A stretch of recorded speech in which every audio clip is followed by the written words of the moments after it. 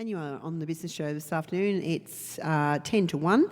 And at that time of the day, we welcome Rob Lees from Mortgage Choice, Blue Mountains and Penrith. Hello, Rob. Hi, Andrea. How you going? Yeah, good. It's freezing out there, though. Very, very cold. I know, and I didn't put my extra double thick layer stockings on I'm this morning. glad I had a beanie on. Yes, I needed to bring my beanie, I think. For this week, we're going to talk about buying an investment property. So let's get into it. Why should anyone consider buying an investment property? Yeah, well, there's a couple of reasons.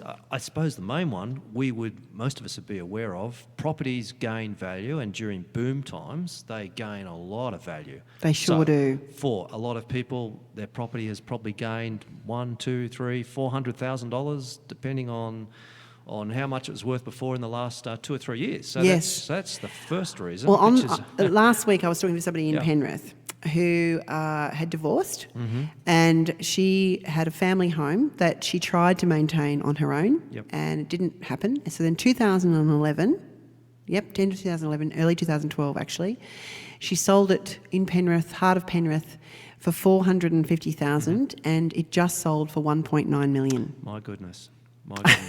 And so that's 2012 to now. I know. And she's like, I'm telling you, she said, I just saw it because it's a really big block. Yeah. And she said that developers zoning, possibly. The zoning had changed. Yeah. Look, that's the first thing. We know that property gains value. I really felt for her. I thought it was that's an awful story, isn't it? It is an awful story. Yeah. But it also illustrates how property does gain value. And that's probably the first. Second reason is that it can be fairly inexpensive to what we say gear into property. By gear, we mean it's another term for borrowing. So you can actually buy an investment property for a lot of people if you've got enough equity in your home without actually having to put any of your own money into it. Yes. It all can be borrowed. Right. And the third reason is because of the tax advantages. So it can be what we call negatively geared. And negative simply means you're running that investment at a loss, and that investment loss can be offset against your other income. So the taxman can actually help you pay it off. Right. So I think they're the reasons why it becomes such an attractive investment. Yeah, right. And what should you look for when you're buying investment property? I mean, obviously, as a layman, for me, first thing we come up is not to overextend yourself. Yes, yeah. Yeah, look, I think it's, if like your friend, if you could buy a property that somehow you had a crystal ball and you knew that was going to be rezoned for development, my goodness, you could do very well. But it's really about trying to identify properties that are in growth areas. That's the key. One of the mistakes that a lot of people make is that they buy, they buy locally just because they know that market. So the neighbour's property comes up for sale and they think, that'd make a pretty good investment. But then you've got all your property in the one market. And it's better to be more strategic about an investment property. You don't have to live in it, but where is the growth projected to be in the future?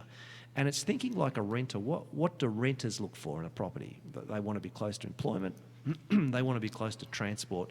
So things like that are important. And also it depends on what you're trying to achieve, whether you're trying to get the capital growth or whether you're trying to get an income stream. So generally, capital growth is better in city areas, whereas regional areas are better for income. So you might get a higher rental return in regional areas, but maybe not as much capital growth. So it really depends on your goals as well.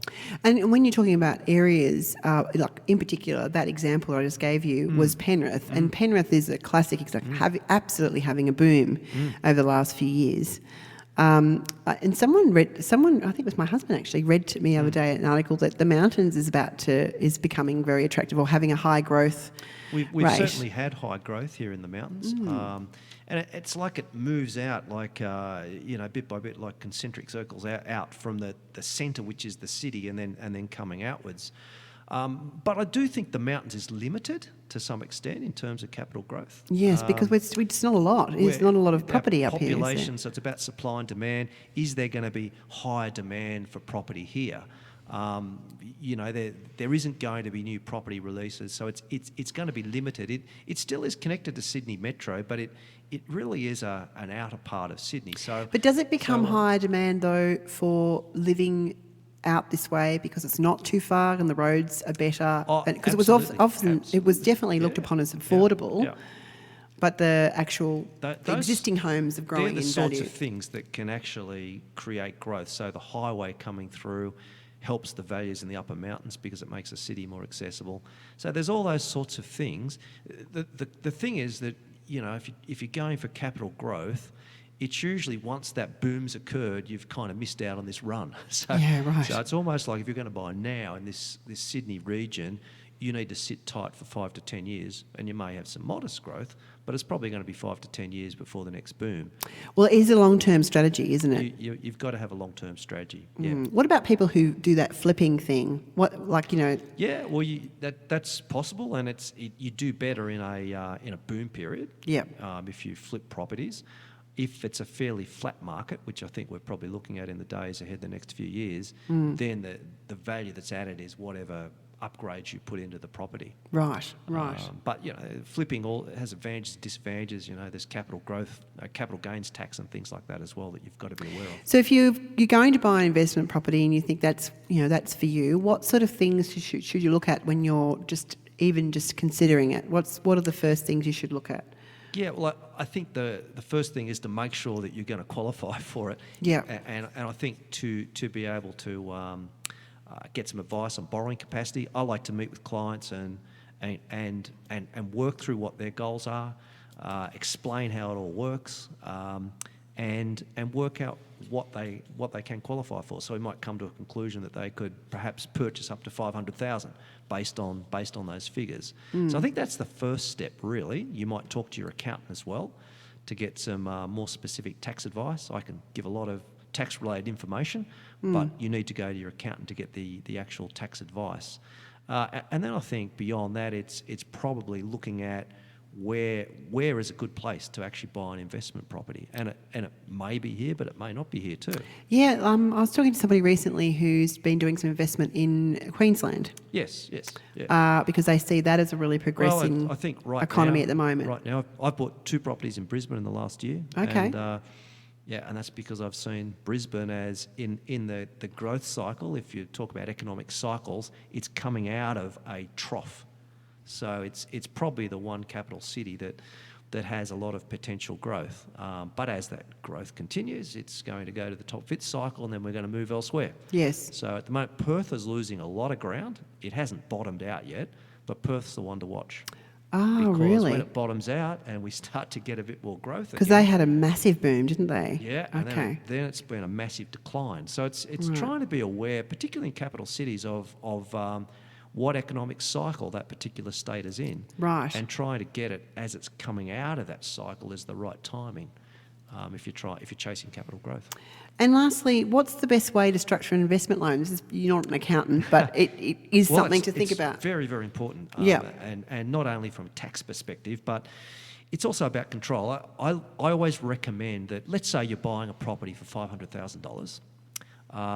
You would have one loan. The first loan would be 80% of that purchase price. So 80% of 500 is 400. So first loan's $400,000. And then you'd have a second loan to make up the other 20%. So purchase price 500, 20% of that's 100,000, and you probably need another 25,000 for stamp duty and legals. So your second loan would be 125,000, but that would be secured by the property you have now. Right. Okay? Yes. And we call those standalone securities. Both of them are investment loans. The interest on both loans are deductible for tax purposes. Yes. But the reason for structuring that way is that it gives you control. Banks will always want to link the securities. Your investment loan would be one loan, not two, but it would be secured, jointly secured by your current property and the investment property. And the reason the banks do that is for control. Yeah, right.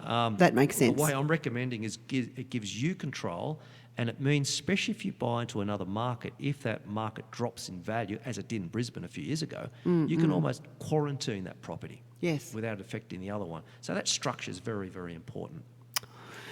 Fantastic advice, as always, Mr. Lees. I learned so much on our pleasure. Mondays together. Thank you so much pleasure. for coming in. If people want more information from you, what's the best way to get in contact with you? Give us a call at the office. Office number at Blaxland is 4739 9749.